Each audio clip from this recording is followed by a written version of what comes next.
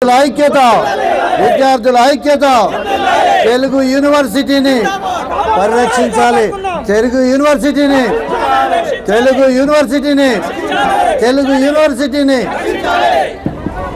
ఈరోజు తెలుగు యూనివర్సిటీలో గతంలో మన రాష్ట్రానికి తెలుగు యూనివర్సిటీ కావాలి అనేక కళలు కూడా ఈరోజు అద్భుతంగా ఇక్కడ విద్యార్థుల్ని తయారు చేయాలనే ఒక సదుద్దేశంతో ఆ రోజు ఇక్కడ స్థలాన్ని కేటాయించి తెలుగు యూనివర్సిటీని ప్రభుత్వం ఏర్పాటు చేయడం జరిగింది. అప్పటి నుంచి అనేక సంవత్సరాలుగా ఈ యొక్క యూనివర్సిటీలో విద్యార్థులు తయారవుతూ ఈ రోజున అనేక కళా రంగాల్లో అదేవిధంగా జర్నలిజంలో అనేక రంగాల్లో ఈ రోజున ఇక్కడి నుంచి బయటకు వచ్చినటువంటి విద్యార్థులు పనిచేస్తూ ఉన్నారు. అటువంటి క్రమంలో గతంలో నేను విద్యార్థి పరిషత్ నాయకుడిగా ఈ యొక్క విశ్వవిద్యాలయాన్ని అనేక సార్లు సందర్శించడం జరిగింది, రావటం జరిగింది. అనేక సమస్యలు చుట్టుముట్టినా కూడా విద్యార్థుల ఐక్యతతోటి ఆ రోజు నుంచి కూడా ఈ రోజు వరకు ఈ యొక్క తెలుగు విశ్వవిద్యాలయాన్ని కాపాడుకుంటూ వస్తూ ఉన్నాం. తెలుగు విశ్వవిద్యాలయాన్ని అసలు తెలుగు విశ్వవిద్యాలయం అవసరం లేదు అనేటటువంటి ఒక సందర్భం కూడా గతంలో వచ్చింది. అటువంటి దాన్ని కూడా ఎదుర్కొని నిలబడి ఆ రోజున యూనివర్సిటీని కాపాడుకోవడం జరిగింది విద్యార్థులందరూ కూడా.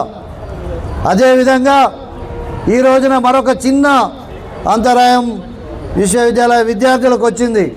ఈ రోజున యూనివర్సిటీ తెలుగుని పరిరక్షించడం కోసం, తెలుగు కళలను కాపాడుకోవటం కోసం ఈ రోజున ఈ యొక్క విశ్వవిద్యాలయం కృషి చేస్తూ ఉంటే ప్రభుత్వం బాచుపల్లిలో స్థలం కూడా ఇచ్చింది. అక్కడ కూడా నిర్మాణాలు చేస్తున్నారు. కానీ ఈ రోజున విద్యార్థుల సంఖ్య పెరిగిపోతూ ఉన్నది. ఇక్కడ ఉన్నటువంటి దాంట్లో 2400 మంది చదువుకుంటూ ఉన్నారు.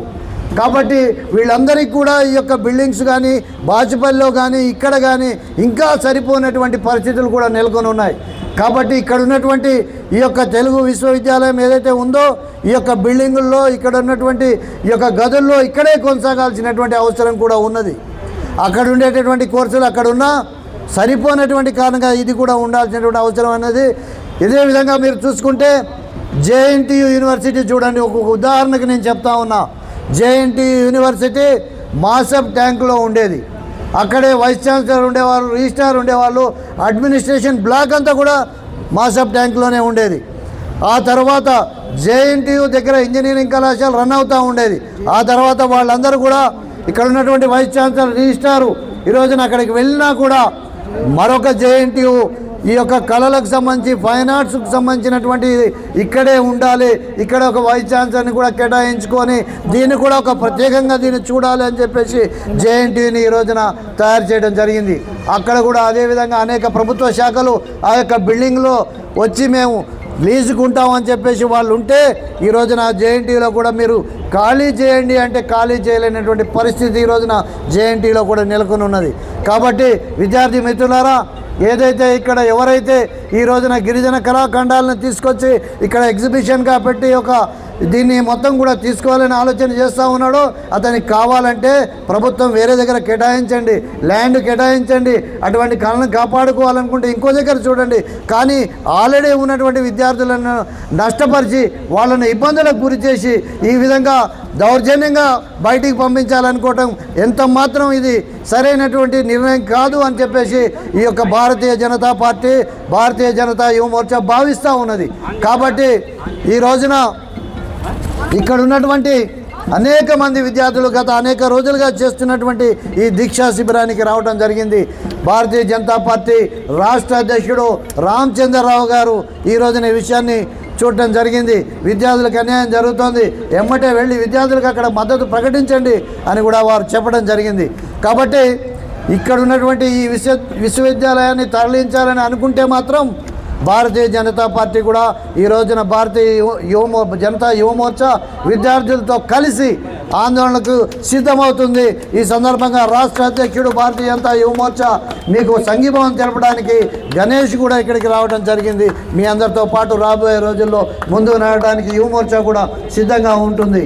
అంతేకాదు మరి ఎవరైతే ఈ విధంగా దీన్ని ఆక్యుపై చేయాలని చూస్తూ ఉన్నాడో ఆ ఒక వ్యక్తి గతంలో ఉస్మానియా విశ్వవిద్యాలయంలో కూడా మరి అదే విధంగా చేయడం జరిగింది, అక్కడ కూడా కేటాయించుకోవడం జరిగింది. కానీ ఉస్మానియా విద్యార్థులు వాళ్ళ యొక్క ఆందోళనతో అతన్ని అక్కడి నుంచి తరిమికొట్టడం జరిగింది. మళ్ళీ తిరిగి ఈ రోజున తెలుగు విశ్వవిద్యాలయంలోకి జొరబడాలనే ప్రయత్నం చేస్తూ ఉన్నాడు. ఇక్కడ ఉన్నటువంటి కల్చరల్ డిపార్ట్మెంట్కి ఏ విధమైనటువంటి సంబంధం లేనటువంటి విశ్వవిద్యాలయంలో కల్చరల్ డిపార్ట్మెంట్ నుంచి ఆర్డర్ తీసుకొని రావడం జరిగింది. అదేవిధంగా విద్యా శాఖకు సంబంధించినటువంటి దీంట్లో అది ఏ విధంగా తీసుకొని వస్తారు, ఇది ప్రభుత్వానికి సంబంధించినటువంటి వైఫల్యంగా ఈరోజు కనపడతా ఉన్నది. కాబట్టి దీంట్లో విద్యాశాఖకు సంబంధించినటువంటి అధికారులందరూ కూడా తక్షణమే స్పందించి ఆ యొక్క కల్చరల్ డిపార్ట్మెంట్ ఇచ్చినటువంటి ఆర్డర్ను రద్దు చేసి విద్యార్థులకు ఈ తెలుగు విశ్వవిద్యాలయం ఉండే విధంగా ఈ యొక్క హైదరాబాద్ నడిబొడ్డులో నాంపల్లిలో ఉన్నటువంటి తెలుగు విశ్వవిద్యాలయాన్ని పరిరక్షించాలని చెప్పేసి మేము డిమాండ్ చేస్తూ ఉన్నాం.